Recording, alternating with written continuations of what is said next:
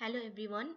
Today I'm going to explain you the paper I'm going to present is Scalable Provenance Storage and Querying using Pig Latin for Big Data Workflows. In this paper, we are presenting the big data workflows, and the main contribution of this paper is that we're using OPQL, Open Provenance Query Language, for querying and storing big data, and we transferred that in the Pig Latin so that it's scalable and it can handle scalable querying also and storing also. So in this process, first I'm going to explain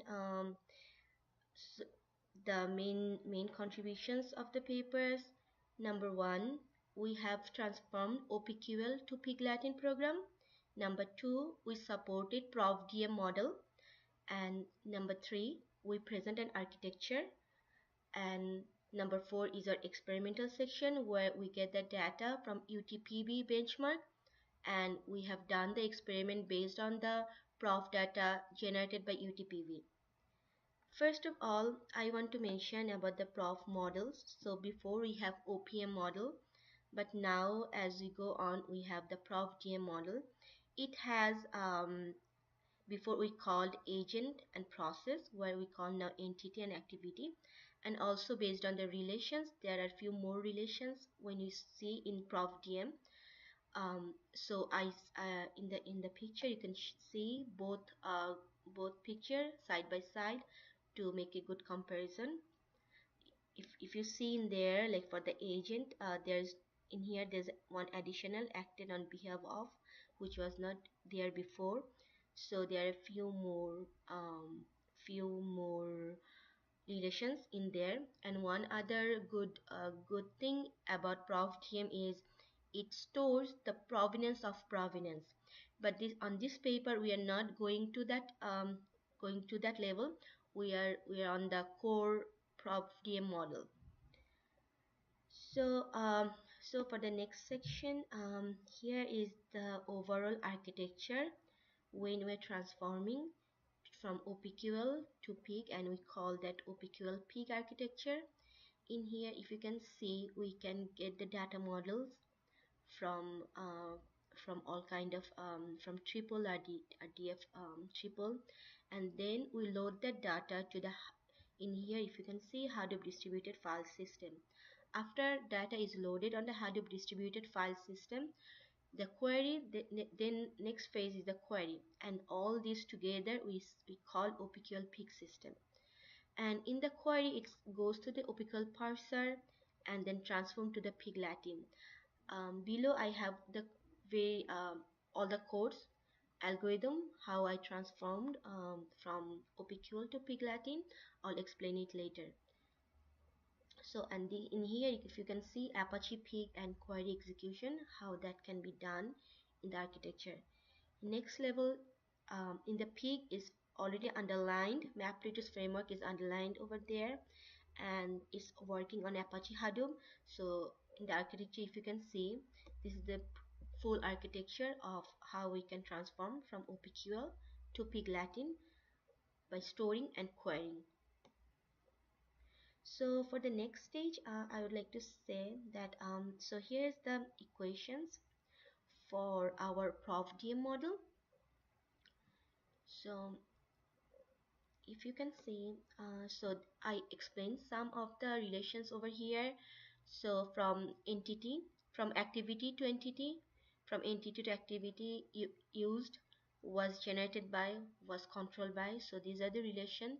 But when it comes to the multi-step construct, we need first go to one step and then the loop of that step. So when we discuss about the transforming from OPQL to Pig, I'll show you how this loop is, how we control this loop and how this loop executed over there. So for this one, I'd like to show you. So this is the code I was talking about. So in here, if you can see, we are providing the data file and the data product. So when so we prepare our data. So if you can see in the architecture part, so in the architecture we prepare data first. So in here we load the data, we prepare the data in here, data loading. So we done some pre-processing, and after that we have done this transformation. So in here we give what we have given. If you can see by the code, like, so we have given the our whole data file and also the data product. This is just the so we are just loading. Number one is this one, number two is the file name, number two is the node name, and then we call the pig command.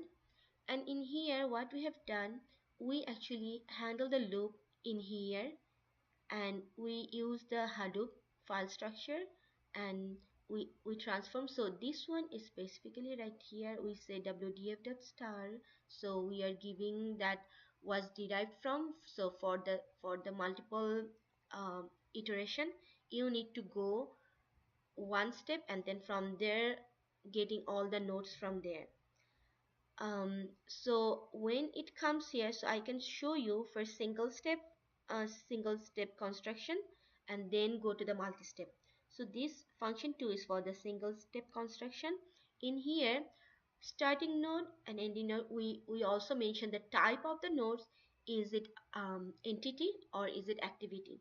So we mentioned that one. So first one is the source, then the source type, next one is the destination and destination type, and what is the relation. So we are here trying to find out, first getting the input, and if filter by a we are using the filter function, and if its relation is USD, that's used, then we for each x as we have defined here, so we got the y's.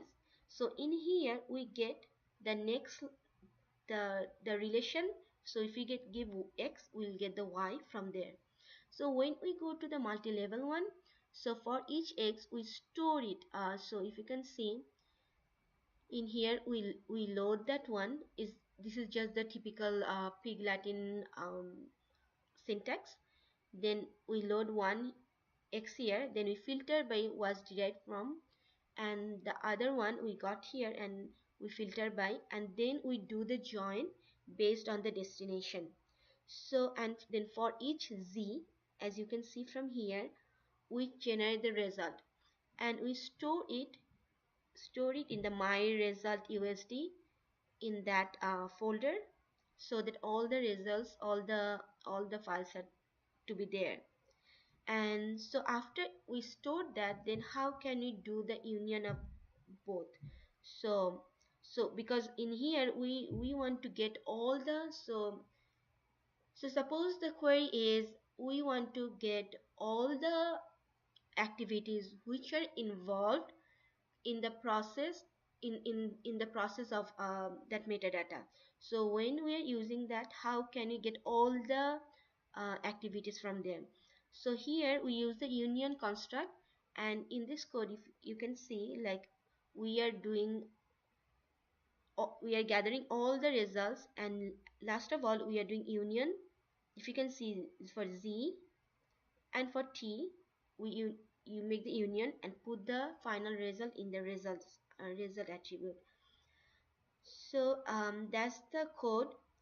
And also for that one, we already have built-in construct in our data view.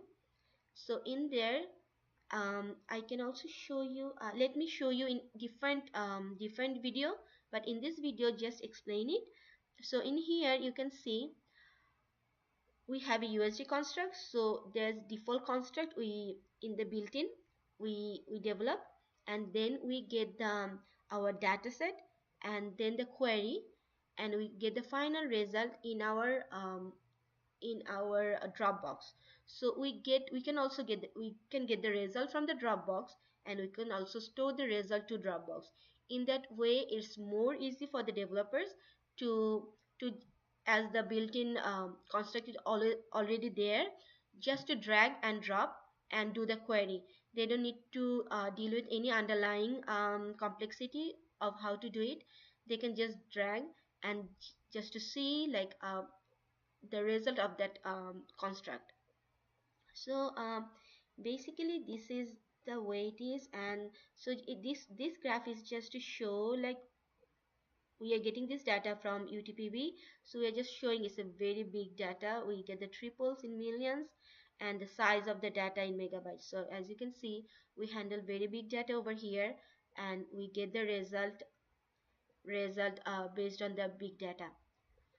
Thank you all so much. In my next video, I'll also explain more about this construct and in data view, and I'll run the construct for you in the data view and show it to you. Thank you. Bye.